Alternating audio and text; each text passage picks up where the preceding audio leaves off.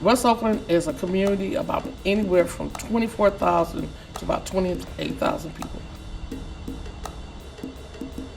We're in the area of three major freeways, 580, 880, and 980.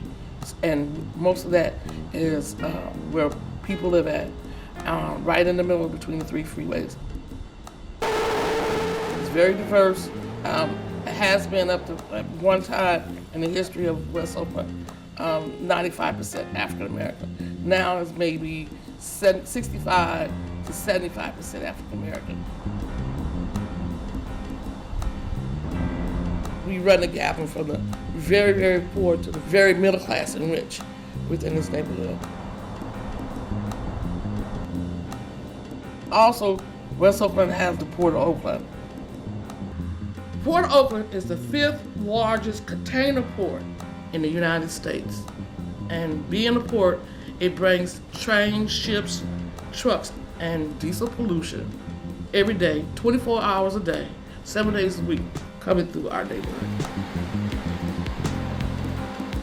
And also, those trucks support some of the industry that is still here. We know that 1 out of 5 children between the ages of 0 and 5 end up in the emergency hospital daily with asthma attacks and chronic asthma problems due to the diesel pollution within West Oakland.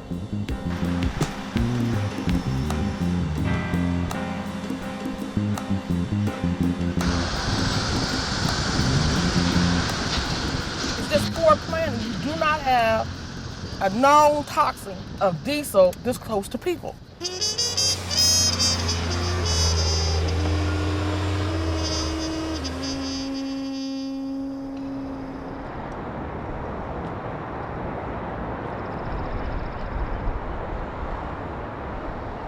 My name is Margaret Gordon. I'm the co-director and the founder for the West Oakland Environmental Indicators Project. As a resident of West Oakland, our goal and our struggle is to find ways to reduce air pollution, especially diesel pollution within the neighborhood every day. I call myself an environmental justice advocate. I'm looking at the environment and from the cumulative impacts. Growing up here, I was also a kid that had asthma, and I really didn't understand why I had asthma, but as I got older, I was able to start understanding the personal parts of it and also the public health parts of asthma. So that's what got me really interested in environmental justice work. I am Brian Beveridge, co-director of the West Oakland Environmental Indicators Project. We're here at our office/resource facility at 14th and Wood Street in the heart of the Prescott neighborhood of West Oakland. Environmental Indicators Project started as a project of the Pacific Institute. They're interested in how communities get engaged in policy making. Our goals are community empowerment, empowering people with knowledge and an understanding, empowering them to raise their voice in the greater policy making, the greater process of change. It's interesting because I don't have a personal story, I don't have personal impact, I don't have a child with asthma. You know, it wasn't out of a great passion for social justice because I experienced social injustice. I don't have that life experience. I can very honestly say I do not have that life experience. But I think the best thing for me out of it has been I have experienced such a great depth of learning about the meaning of social justice and the human implication of industrial pollution. And that's really, I think that's what drives me.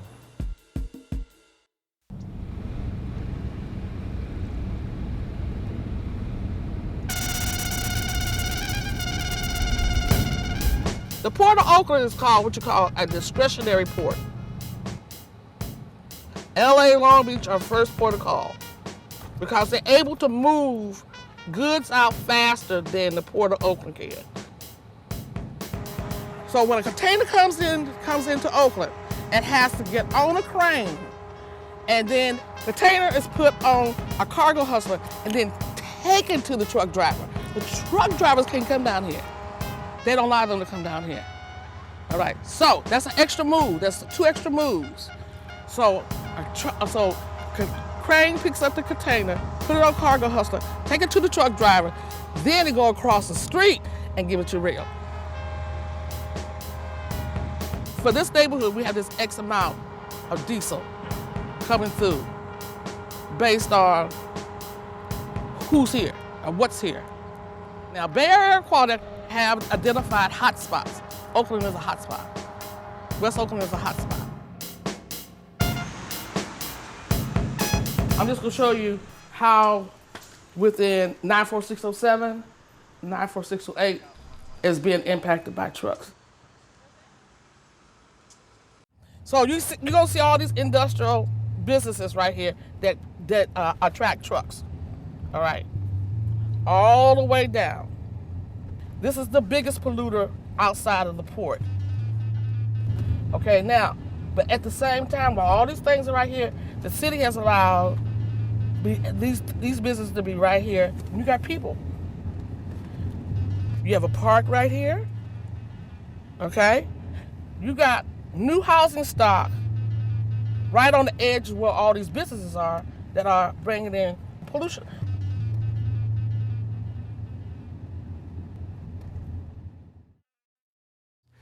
Our volunteer base is something we're working to build up. We have one really full-time volunteer, Cassandra Martin. She's also the technical coordinator now for our, what we call our personal air monitoring project, and she's overseeing the field data gathering for that project now. My name is Cassandra Martin. I started working at WOEIP in, I believe it was 2009. I had actually lost my job of 23 plus years. I ended up losing my place and moving downtown Oakland to the shelter. And one of the ladies that worked that lived in the shelter with me came to this orientation, and she discovered that it wasn't for her, so she told me about it, and I actually came down and got the position, and I've been with WOEIP ever since we were doing the truck counts. I loved what they were doing so much till I wanted to stay with it, so I stayed and volunteered, and I enjoyed it. I really enjoyed it. All 3 of my children have asthma, so I'm really interested to know if this is some of the reasons that was cause for them to have these asthma. Did they get it while I was pregnant and I was breathing in all this unhealthy waste? It just isn't enough anymore to go in with the heartfelt story about a problem in your community. Everybody knows there's problems. Policymakers, I've heard them say from the city council dais, please don't come in and tell us about asthma in your neighborhood anymore. We know people are sick in your neighborhood. You know, what do you want us to do about it? They need some foundation to do something different. If we can't show them data, they have to go find their own. And their first reaction to that is, we don't have any money to do research. So we as community members have to understand the need for fairly sophisticated information in order to build a case when we're talking to regulators and policymakers. When regulatory agencies do monitoring of air quality, they do most of it in the atmosphere. Or they do it in long distance where people are living. They put monitoring equipment on a 2-kilometer grid about 50, 70 feet off the ground, so that's up where the air is moving freely and there are no obstructions, and it's a homogenized air sampling. Based only on that, they kind of would look at us and say, well, your air is not really that much worse than everybody else's. We felt as though people were being exposed or having exposures that didn't connect with those monitors. So that was one of our baseline reasons why we got into monitoring the outdoor air quality. This project grew out of this desire to know, what are we really breathing on the ground in our neighborhoods, walking down our neighborhood streets. This is a map that we have been adapting to show the data that we're collecting in our personal air monitoring project. We laid out a survey route around our Prescott neighborhood here. This is the public school in the neighborhood. Campbell Village is a big public housing project. It touches on an industrial zone up here, a major new transportation corridor, Mandela Parkway, and 7th Street, which has a lot of truck traffic going to and from the port. The surveyors carry an industrial particulate monitor that measures the total particulate in the air. And as they walk along this route, the device collects a sample every second. And it shows the surveyor's pathway with the sample every second and a location reference every second. And then we upload those two files from the machines, so then you get a location for each of those samples every second. Green is considered safe. Yellow is moderate. Orange becomes unsafe for sensitive people. Red is unsafe for everybody. Purple, severely unsafe. And these are 24-hour exposure limits. We realize that an exceedance for a moment as you pass by someone barbecuing in their yard or a bus drives by is not a big health risk. But if you live in a place where that's going on all the time, then what looks like a casual exposure becomes a lifetime exposure level, and that could be a health risk. Here at Mandela and 7th, there's a new housing project that replaced an old public housing project. And you can see, it turns out it's somewhat consistent here, elevated because of truck traffic at this intersection. So someone with sensitive respiratory health might not want to live in that apartment house. So we think this is a really important kind of air quality research that wouldn't be getting done at all if residents weren't endeavoring to do it. I think I'm providing information as to what kind of poisons we're breathing in at this level, at ground level. I think that we're finding out what hot spots are in each area, where there's the most like toxic air or particulate matter, like diesel fuels, and there's a lot of that in this area. And then we're gonna start. And it runs for like 60 seconds. Well, the machine has to be calibrated before you can take it out, and that's what it's doing, a calibration. I think it's cool, and I've never really been interested in science, so this is kind of getting me interested in it. But I'm not really a bookworm, so it's pushing me to have to get into the books a little bit more.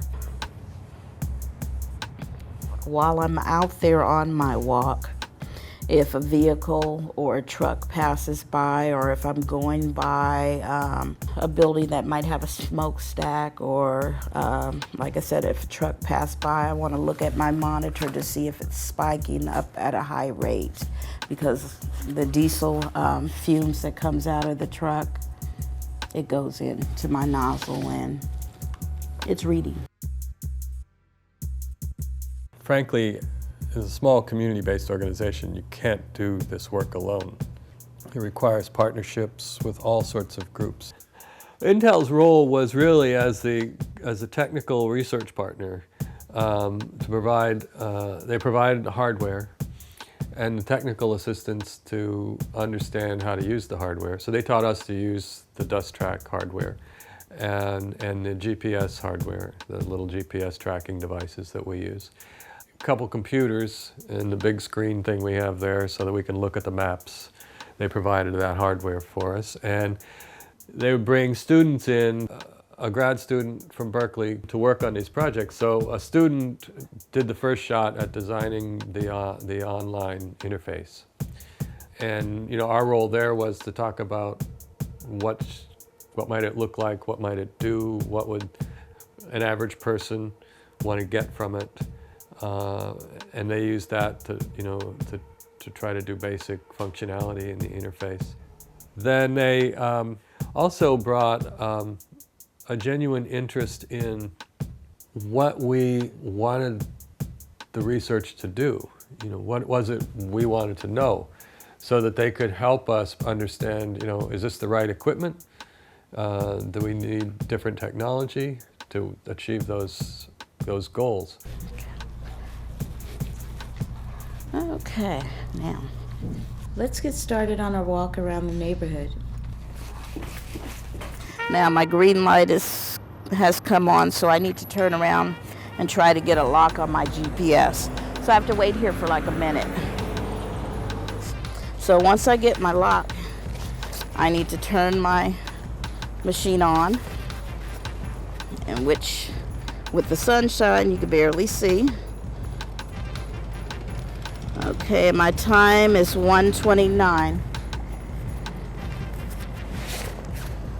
So that's one thing I have to keep a mental note of, my time that I'm starting. So it's doing the work on its own. All the information that's coming into this tube here, the particulate matter that's going in, it's going directly to Intel's computer. So all I have to really do is just carry it and let the air do its job. And make sure that it's not covered up.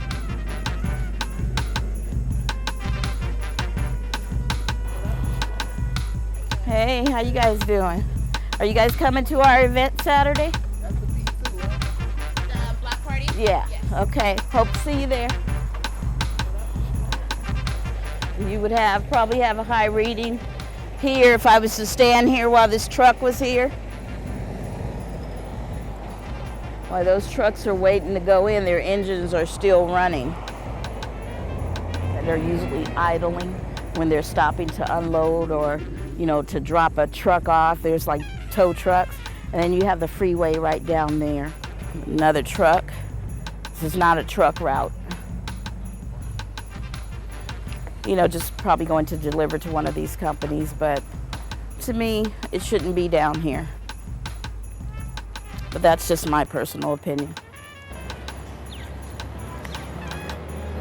I'm just checking to see if I'm spiking. I can't really see. Okay, it's at 20. Anywhere between 16 and 25 is kind of normal.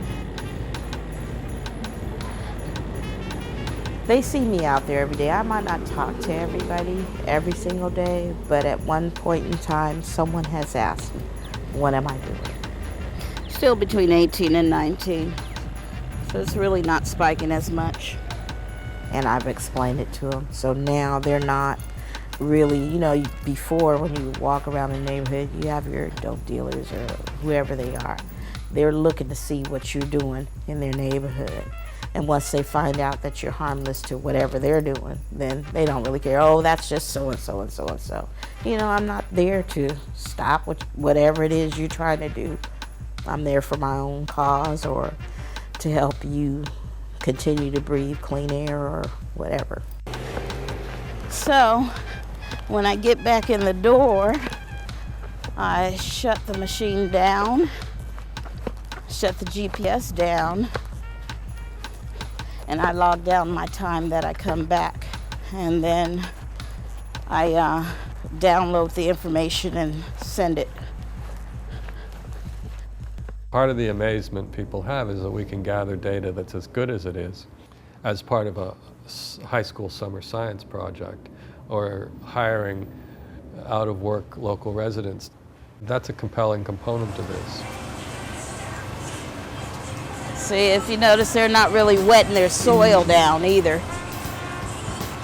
So if we were getting a big gust of wind, all that dust would be right up, and that's so unhealthy for. As a matter of fact, we do have a little dust right down in that area. See where it looks a little cloudy there?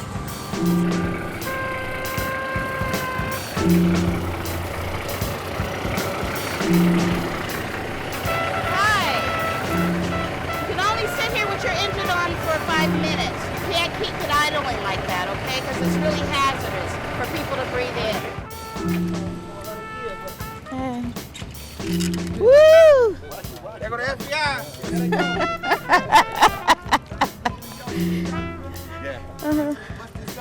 Air quality.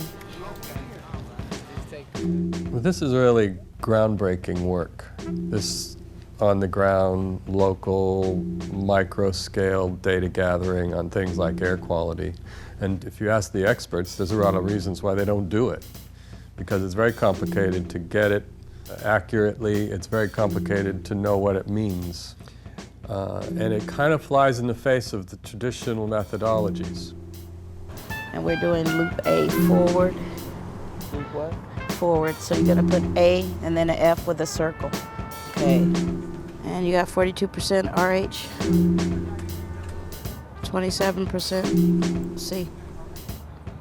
I think from the scientific quality of data standpoint, there are multiple layers to how good the data is.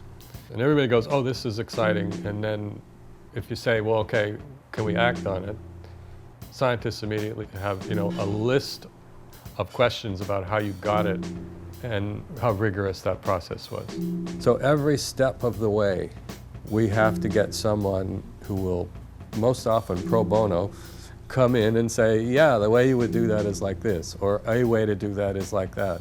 I mean, that becomes the big challenge. I mean, we're not going to replace PhD experts with community members who learn to carry a dust track around, no matter how much we learn.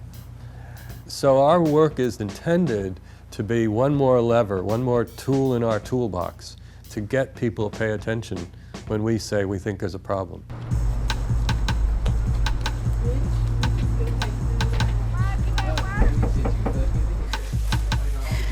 Cassandra, make sure you name and date all your paperwork, sign your camera back in, and the clipboard with the time. Kenny, your clipboard that the time stopped and everything, make sure you get that filled out. Oh, who did the dust track B?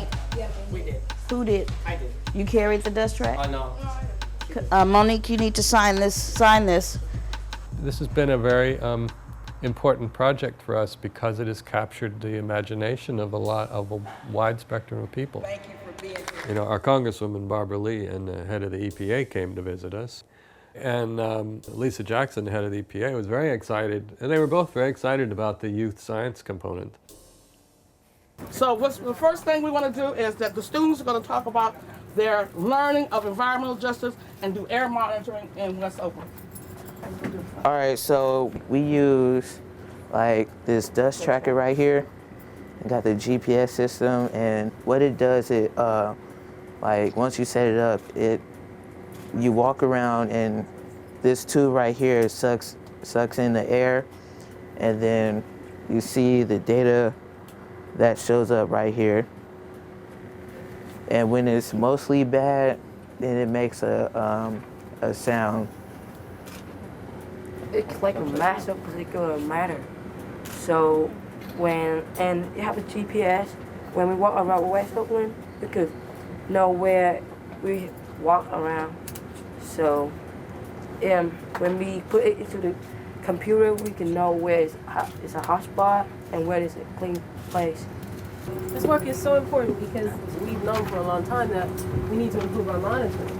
But what you're doing is finding ways to do it in a way that's much cheaper, that involves the community, so that the community has some ownership of this data when it comes back, right? You feel like it's yours. You got the data. That's really important.